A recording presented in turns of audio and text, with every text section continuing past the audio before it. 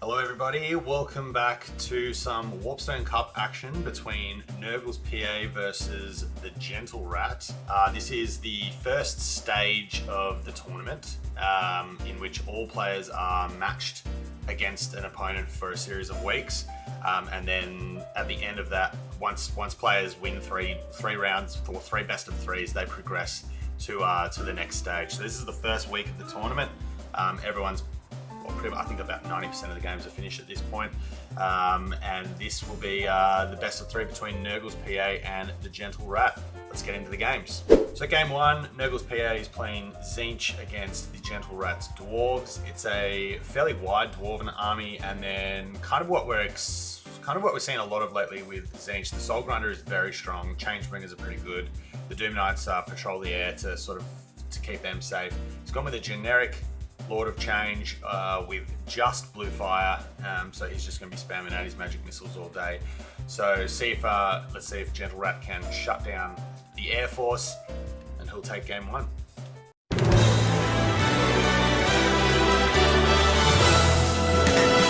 Alright, here we are loaded into the battlefield. As we can see, the Air Force from Tzeentch is making a bit of a forward move. He's actually got the Changebringers in the back though, which is interesting. Might come and do some bombing runs with the Knights of Immolation. Soul Grinder is going to be picking off. I'd say I'm interested to see here actually how the Soul Grinder goes against the Organ Guns. I know they're very strong against infantry now as well with the way their projectiles operate, but I'm interested to see how they go with artillery unit entities. But the Dwarves are going to probably have to move up if the Soul Grinder can actually outrange 250 to the 330 with the range buffs from Malachi Makaison. But if we look at the Dwarf line, very wide, so he's got his miners in the front, which can throw out their blasting charges, some Grudge Rakers in the back. Now, the Grudge Raker units have, I think, the same range, 90, as the Changebringers, so they're a good counter to the Changebringers, like, I guess anecdotally, but with the range being somewhat similar, if they can pressure the Thunderers, then it could be a tough time from them, because the Changebringers will kill them very, very quickly. But as we see the Tzeentch force here making a move up, the infantry here for Tzeentch is more or less is going to be very, very limited in its effectiveness, because obviously there's a lot of army here for the Dwarves. They're a very wide line, so it's going to basically come down to who can pick their targets better. We'll put it on play. Changebringers in the back, just biding their time for now. And yeah, I think the Soul Grinders are going to have to do the majority of the work here. It's going to be interesting to see what the response is from the Dwarves here, from the Gentle Rat. He's probably just needs to hold his position at the moment, but as we said, the Soul Grinder here has already lost its barrier and having to pull back to try and regen that. The attacking rule is obviously being fulfilled by the Knights of Immolation. Nothing else has even been moved yet, and it's probably going to be the way that the game's going to go for the most part. I'm going to try and probably absorb as much ammo as you can on the barrier while it's active here from these units. Getting a nice flank shot down the side. We'll see how much damage that can do to the artillery crew. Actually, really great damage, taking 2 artillery pieces. Okay, so this is going to be the name of the game for Nurgle's PA. Basically, just kite out for as long as possible, eat as much ammo as you can. As we see now, Soul Grinder is still copying it from the Organ Guns. They're not going to really focus on anything else. Fury Summon from the Lord of Change. As we look at his kit, just blue fire and the portal glyph, as well as Greater Arcane Conduit. Malachi Makaison has come in with the ammo replenishment, as well as his Death Blow, which is obviously a Slayer sort of trait.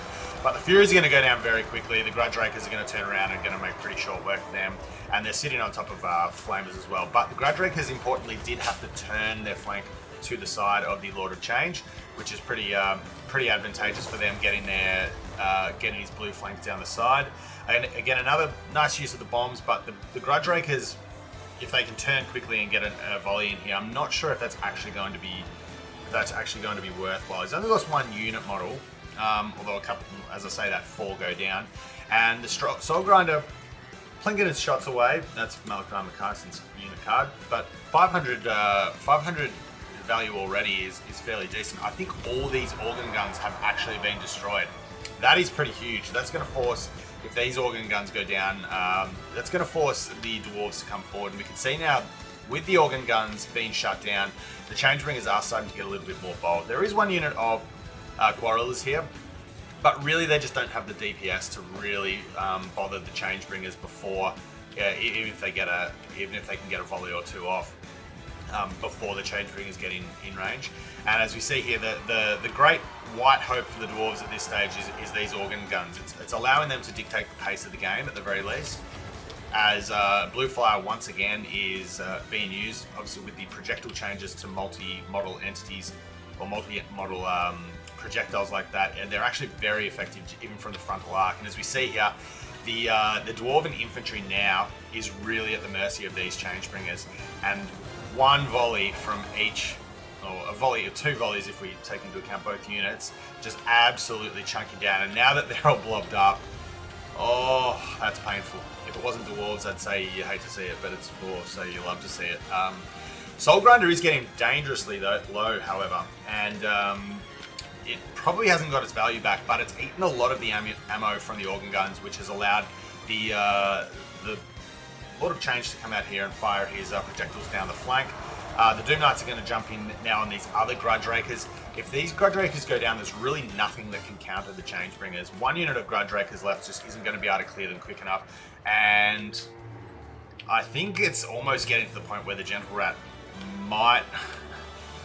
I don't want to foreshadow anything here, but because the Changebringers do burn through their ammo quickly, at the very least, but as we see a few more organ gun units going down, one entity has been destroyed at this stage, and the Soul Grinder now is just focusing on the Grudge Rakers, and I think that's the right decision actually, because its projectiles will kill a lot of the unit entities at the very least. Changebringers just falling back now, but as we see these ones, as we said before, if you can get down the flank and force the Grudge Rakers to reposition, one volley is going to do more than enough damage, and probably a follow-up volley from the Soul Grinder is, or maybe almost going to be enough to rout them. They do recover their leadership very quickly because they are dwarves. But again, the Changebringers just burning these Slayers to pieces now. It's looking a little bit forlorn for the dwarves. I think they're best to just start advancing, because they might as well at least try and get some of these blasting charges out.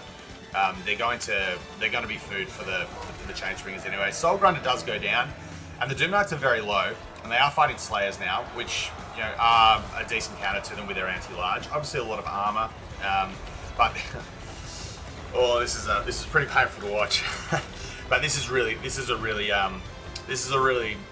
well-constructed army, I guess, from Nurgle's PA. He knows what he needs to do. Another Portal Glyph will go down here and just finish off these organ guns. They are fleeing now. I think the Furies now can just go after the other Grudge Raker. Oh, they're shattered as well. Never mind. This is I think we're sort of playing out time now, so we are going to put this in a quick play. I think the Furies are probably better off actually going after the Slayers, because they're the only things that have a lot of real potential to kill the Doom Knights. The Doom Knights can pretty much cycle charge all the infantry here to their heart's content, and with obviously a lot of this really tattered, even Dwarven leadership is prone to terror outs when you get them low enough, and I think with the obviously mobile advantage now that the Changebringers allow, you can just pick off one unit, one after a time, one after another, and obviously with the endless sort of ability to cast the magic missiles onto Malachi, and with the Greater Arcane Conduit actually boosting the damage, even his damage resistance will it does have its limits. So there are some blasting charges at least on station, but really with the amount of unimodels they have left, it's only enough to just take the barrier down.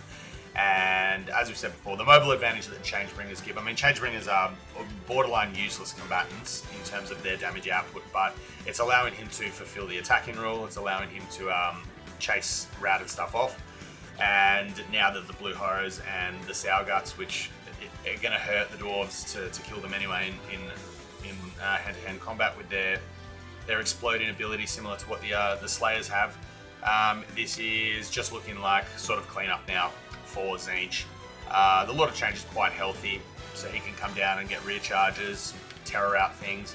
Malachi has, I believe, died. Yeah, Malachi's gone down, so balance of power is looking pretty painful for the dwarves, and I tend to agree. The Slayers can only do so much. They're the only things really left that can fight. The pink horrors and blue horrors, the Soundouts, whatever they are, I know they're technically blue horrors, but they are pink, can use their mobile advantage, and that will be the game. So yeah, Nurgle's PA, I'm not all that familiar with either of these factions. I've never played dwarves in all my time playing Total War. I've dabbled around a little bit with Tzeentch, but I've tended to stay away from them. They don't really play to my style, but just no real counter to the air superiority that Tzeentch had here. And with the Soul Grinder changes, as we said before, it's actually very, very good at killing, it seems, artillery models now and infantry, the way that their projectiles actually spread out over an area of effect. So that is game 1 to Nurgle's PA. We will update the scoreboard, and we'll see you in the build screen for game 2. So game 2, this time Nurgle's PA is going to play the dwarves, and again it's a very wide sort of infantry rush here against Gentle Rat's Cathay. Not a typical Cathay build, it's more a single entity monster type arrangement. Again, not sure how much of an entertaining game this is going to make for, but let's head to the battlefield and see how they go. Alright, here we are. This is a very, very wide and very dedicated infantry rush from the dwarves, with the Demon Slayer leading the way. He has taken him with a glorious death, which is just the cannot die ability, and the death blow. So he's going to have some decent targets here, at least in I guess Satang and the Green Guardian, if you can catch them. Also Meow, I guess, if she turns into a dragon, is a decent target for the Slayer.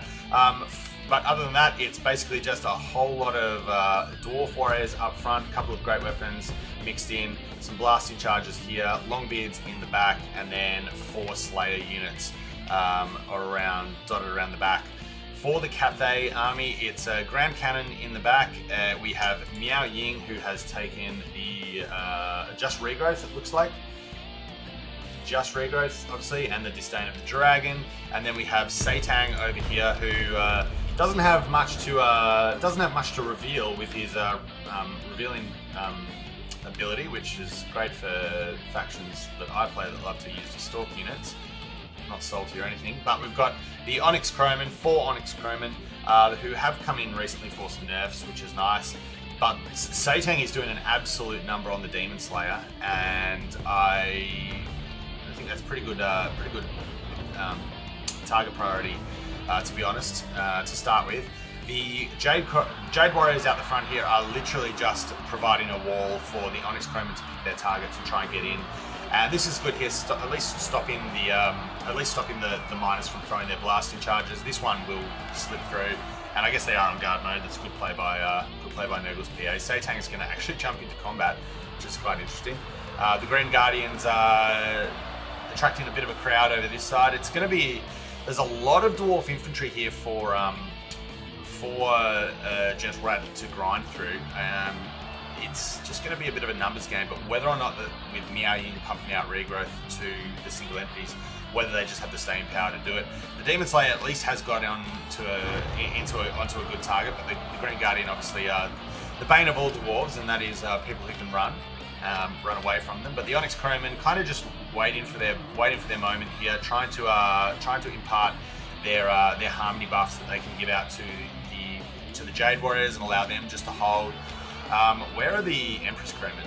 Because they have their little bomb drop thing. Are they dead? They're surely not dead. Did he ever bring the Empress Crowmen, or is it just 4 Onyx Crowmen? I think it might have just been 4 Onyx Crowmen. But obviously the Crowmen have decent stats, but just, again, it's a numbers game with the miners. Just the massive amount of unit entities that they have means that they can probably trade 1-to-1 fairly cost effectively. And as you see here, the Crowmen are 1-to-1 aren't going to be doing too well.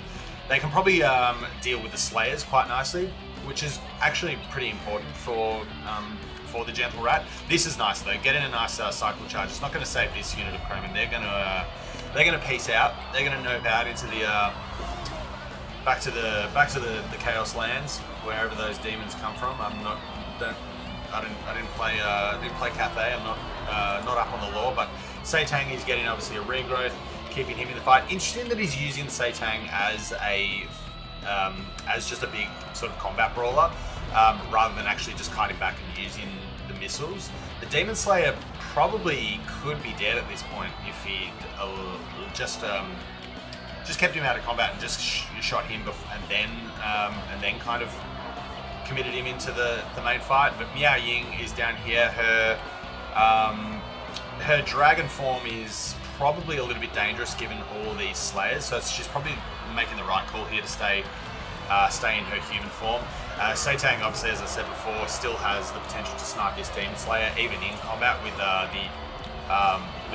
guard mode on, and that's a really cool attack animation. Satang is a really cool looking unit. Let's get some close-ups. Oh yeah, the Gundam battle. Oh, so sexy. Would be sexy if I didn't hate Cathay as much as I did, but glorious death. So none of these units here can die at the moment, which is nice because both of these units actually have good attack animations for killing a lot of infantry. And as you see here, currently they're outnumbered by about 1,000, by a factor of about 4 to 1, the Cathayan forces, but there's just not a lot of stuff that can really effectively burst down any of the constructs. So can the Dwarves stay in the game long enough to really finish them off? Obviously, the Terracotta Sentinels aren't unbreakable anymore, which is nice. Neither is Satang. They will be able to be crumbled, but it's just a staying game. Again, I'm going to put this on. I'm going to put this on fast mode because I don't think we need to sit through all of this. But Satang's shots now are really taking a toll on the bunched up infantry that we see here. There's a couple of Jade Warriors coming back to the fight, but they're just going to get blockaded by the miners. I like this from Nurgle's PA, making like a little arena with his own infantry. The miners, obviously, with their armor piercing, are going to be decent, sort of at a pinch sort of counters to the Jade Warriors. Again, it's just a numbers game, but their stats aren't that great. With Harmony up, the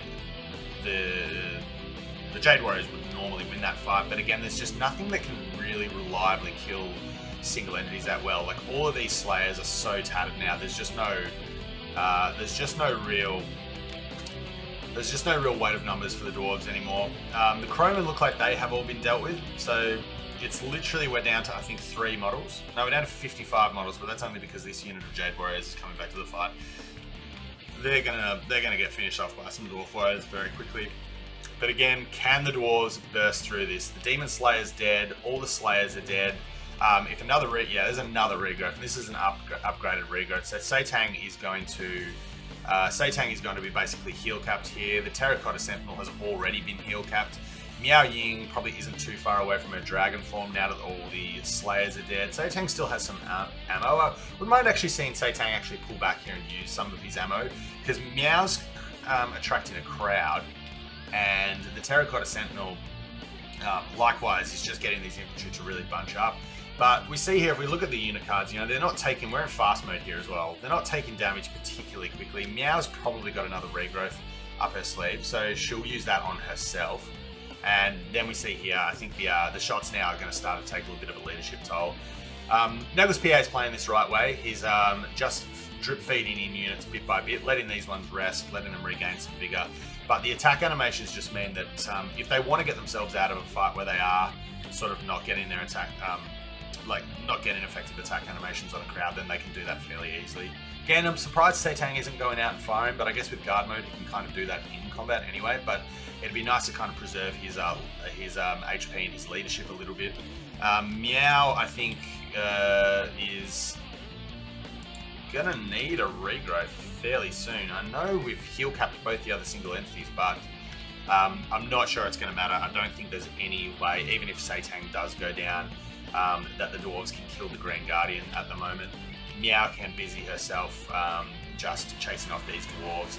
She may have one regrowth left in her. But I think it's all over bar the shouting now for the Dwarves as the infantry starts to get a little bit more tattered and their leadership starts to fail. Obviously, the Lord loss penalty is still, it's down to -10 because it has been some time since the Demon Slayer has died. Satang does go down. Rip Bimbo, but yeah, the Terracotta Sentinel just doesn't have really any counter at the moment. Meow can run away from anything that wants to chase her. If Meow died, there might be a chance for the Dwarves, but I think even with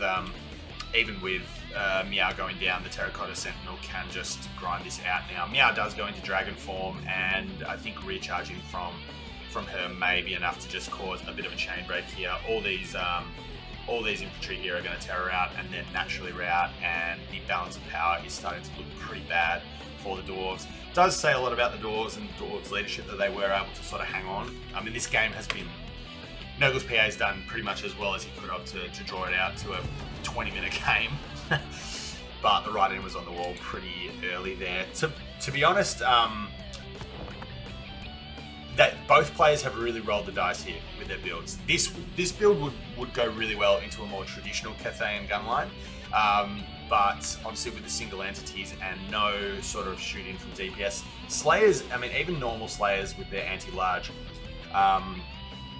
they just won't be able to. They just won't be able to burst down these single entities quick enough with Miao Ying throwing out the regrowths. By the time they get any amount of damage done, it's basically null and void from the regrowth. Regrowth also keeping their vigor high, so really good for monsters as well that rely on having high weapon strength.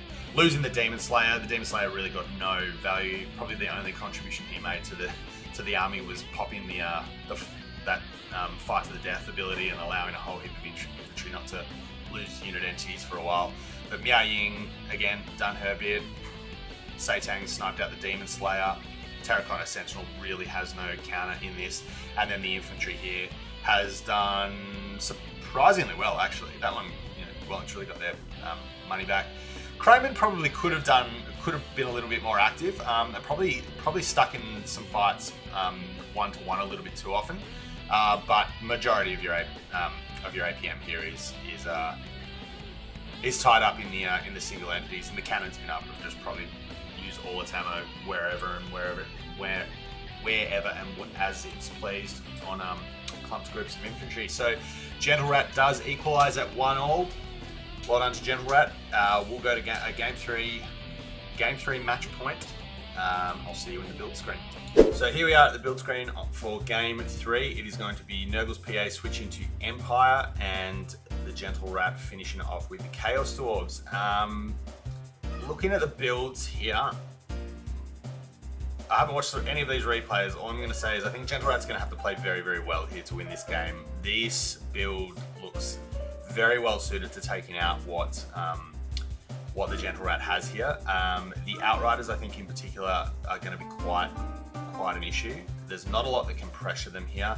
The Steam Tank, that Engineer is also on a Steam Tank, I believe. So double Steam Tank, unless he's just on the horse with his thing. Speed 78, maybe he is just on the horse. But I think, as I said, Gentle Rat is up against it here in what is already, I think, a reasonably difficult matchup for the Chaos Dwarves. Let's see if he can pull out a win and take home the best of 3, or if Nurgle's PA will emerge victorious.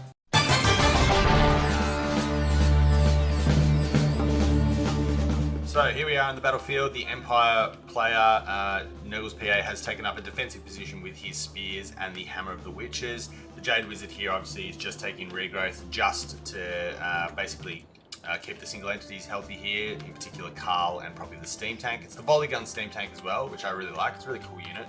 Steam Tanks in general are pretty powerful at the moment. A couple of Empire Knights and the Outriders. The Outriders coming forward here. This is just a freebie at the moment. Basically all this infantry, there's nothing really to protect it because all the single entities of the Chaos Dwarves are in the back here. We've got double Taurus here, so plenty of breath weapons. We've got Spirit Leech on the Sorcerer Prophet, as well as the Chalice of Blood and Darkness for his heal, which heals off basically enemy spell casting.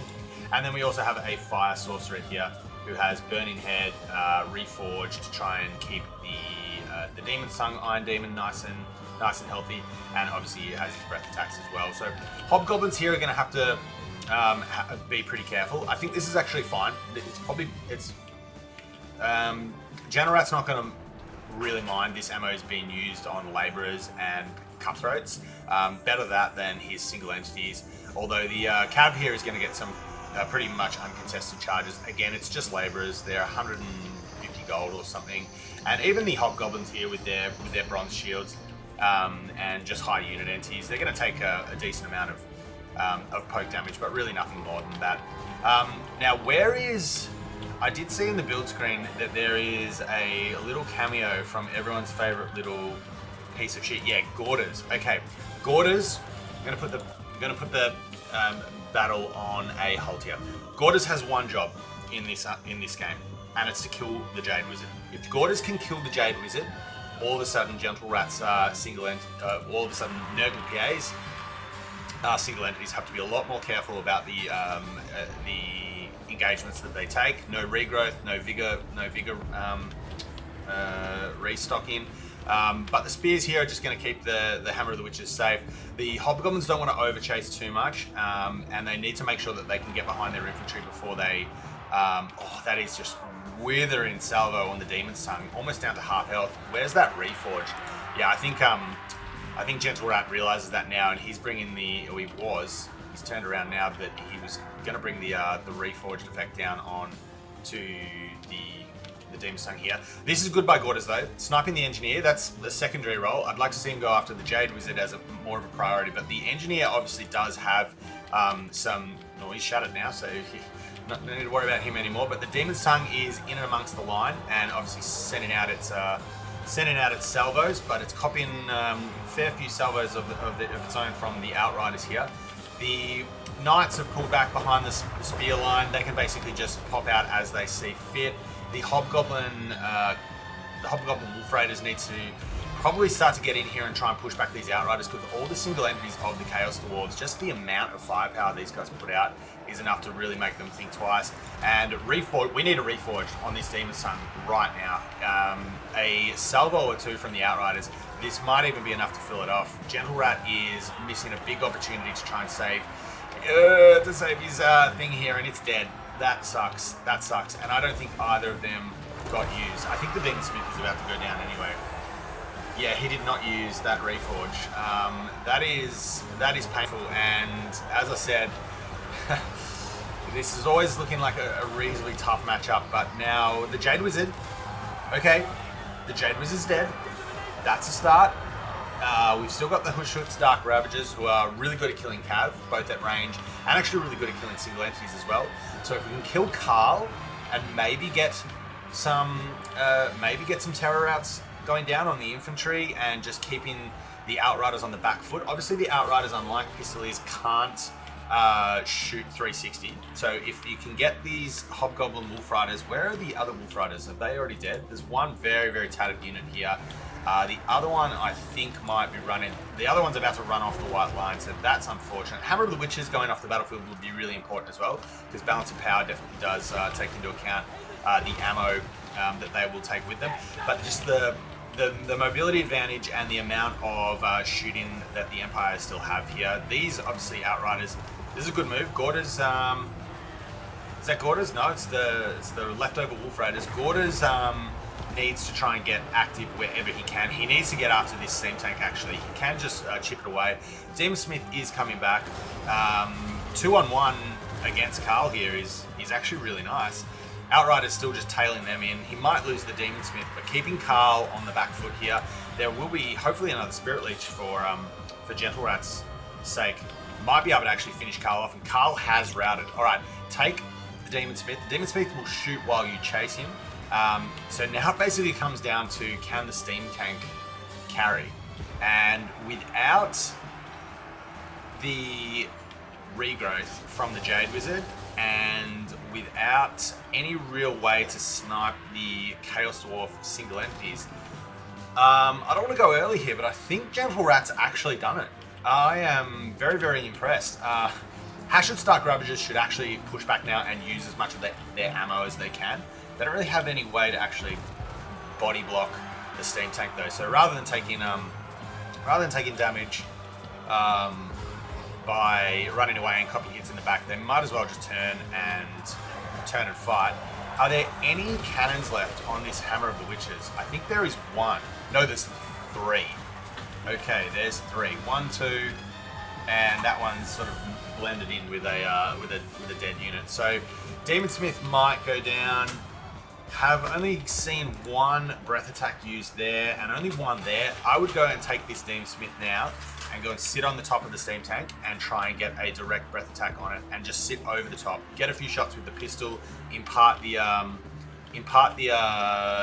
flammable effect, and then try and just kill this as quick as you can. Because this is massive on the balance of power as well. A big unbreakable artillery, well, single entity artillery piece, I guess.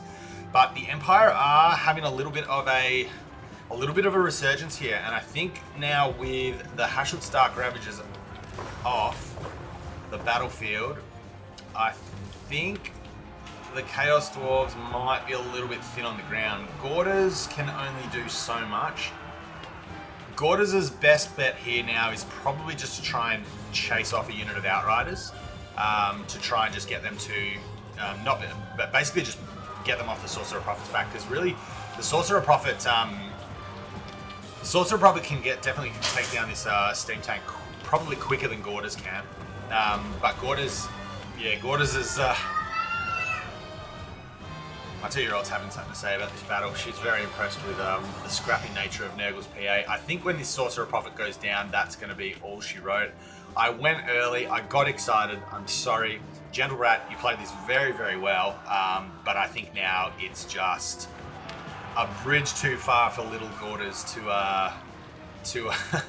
try and win this. And I dare say when the Sorcerer Prophet goes off the battlefield or dies here, I think Gorders may end up getting army lost. Hashwood Stark Ravagers have somehow managed to get their leadership back despite being under constant pressure by the Outriders. And this poor little winged bull can't seem to find a way off. Rip winged bull, we hardly knew ye. Alright, well, I'm going to put it on a fast play again because I think Gorders does just get worked down here by spears. Oh, bad luck. I wanted nothing against Nurgle's PA at all. But Gentle Rat played that really well. I think maybe if we just got a few more of those breath attacks off, and maybe tried to use a little bit more of the Dark Ravagers ammo before they went into combat. They got great value still, and they basically killed the steam tank. Couldn't quite finish it off, but really excellent work by Gorders. I mean, 1200, that kind of undersells his importance to this game, because with the Engineer off the field early and the Jade Wizard, I don't know if I think I only saw 1 regrowth go down, so that was a massive pickup by Gorders. You can't really, it's sort of impossible to overstate how important that was for keeping the Chaos Dwarves in the game.